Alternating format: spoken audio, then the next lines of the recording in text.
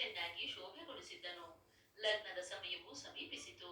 ಆನೆಯ ಸೊಂಡಿಲಿನಲ್ಲಿ ಹೂಮಾಲೆಯನ್ನು ಕೊಟ್ಟು ಲಗ್ನ ಮಂಟಪದಲ್ಲಿ ಬಿಡಲಾಯಿತು. ಆನೆಯು ಯಾರ ಕೊರಳಿಗೆ ಮಾಲೆಯನ್ನು ತೊಡಿಸುವುದೋ ಅವರಿಗೆ ತನ್ನ ಮಗಳನ್ನು ಕೊಡುವುದಾಗಿ ರಾಜನು ಪ್ರಕಟಿಸಿದ್ದನು. ಅಲ್ಲಿನ ಮೋಜು ನೋಡಲು ಮನೋರಂಜನೆಗಾಗಿ ಈ ನಮ್ಮ ದರಿದ್ರ ಬ್ರಾಹ್ಮಣ ಯುವಕನು ಲಗ್ನ ಮಂಟಪಕ್ಕೆ ಬಂದಿದ್ದನು. ಆನೆಯು ಲಗ್ನ ಮಂಟಪದಲ್ಲಿ ಅತ್ಯಂತ ಸುಳಿದಾಡತೊಡಗಿತು. ಕೊನೆಗೆ ಕರ್ಮ ಧರ್ಮ ಸಂಯೋಗದಿಂದ ಈ ಬ್ರಾಹ್ಮಣ ಯುವಕನ ಕೊರಳಿಗೆ ಅದು ಮಾಲೆಯನ್ನು ಹಾಕಿತು. ಎಲ್ಲರೂ ಶಂಭೋ ಹರ ಹರ ಮಹಾದೇವ ಎಂದು ಘನ ಗಂಭೀರವಾಗಿ ಘರ್ಜಿಸಿದರು. ತಾನು ಪಣತೊಟ್ಟಂತೆ ಅರಸನು ತನ್ನ ಮಗಳನ್ನು ಆ ದರಿದ್ರ ಬ್ರಾಹ್ಮಣನಿಗೆ ಧಾರೆ ಎರೆದುಕೊಟ್ಟನು. ಅಲ್ಲದೆ ತನಗೆ ಗಂಡು ಮಕ್ಕಳಿಲ್ಲದ ಕಾರಣ ತನ್ನ ನಂತರ ಅಳಿಯನನ್ನು ರಾಜ್ಯಕ್ಕೆ ಉತ್ತರಾಧಿಕಾರಿಯನ್ನಾಗಿಯೂ ಮಾಡಿದನು.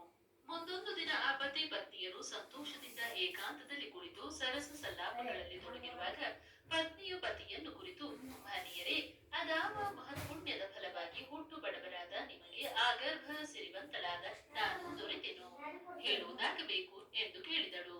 ಆಗ ಪತಿಯು 16 ಸೋಮವಾರ ವ್ರತಾಚರಣೆಯ ಮಹಿಮೆಯನ್ನು ಅರುಹಿದನು.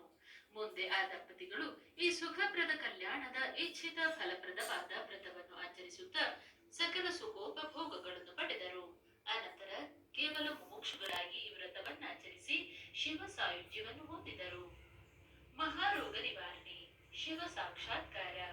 ಶಂಕರನು, ಪ್ರಿಯೇ ಪ್ರಾಣವಲ್ಲದೆ ಈ ವ್ರತಾಚರಣೆಯಿಂದಾಗಿ ಯಾರು ಯಾರು ಯಾವ ಫಲಗಳನ್ನು ಹೊಂದಿದರೆಂಬುದನ್ನು ಕೇಳಿ ತಿಳಿದೆಯಷ್ಟೇ. ಮತ್ತು ನಿನ್ನ ಆಚರಣೆಯಿಂದ ನೀನು ಹೊಂದಿದ ಫಲ ಭೋಗದ ವ್ರತವನ್ನು ನನ್ನಿಂದ ಕೇಳಿ ಸಂತುಷ್ಟಳಾದೆಯಷ್ಟೇ. ಇನ್ನು ಈ ವ್ರತದ ಬಗ್ಗೆ ಮತ್ತೇನಾದರೂ ವಿಚಾರಿಸುವುದಿದ್ದರೆ ಅಗತ್ಯವಾಗಿ ವಿಚಾರಿಸು. ಪಾರ್ವತಿ, ಪ್ರಾಣ ಮನೋಹರನೇ, ಸಾಂಬ ಸದಾಶಿವನೇ, ನಾಥ, ನೀನು ಹೇಳಿದ ವ್ರತ ಮಹಾತ್ಮೆಯನ್ನು ಕೇಳಿದೆನು. ನನಗುಂಟಾದ ಫಲ ಭೋಗವನ್ನು ಸ್ಮರಿಸಿದೆನು, ಸಂತುಷ್ಟಳಾದೆನು. ಆದರೆ ಇನ್ನೊಂದು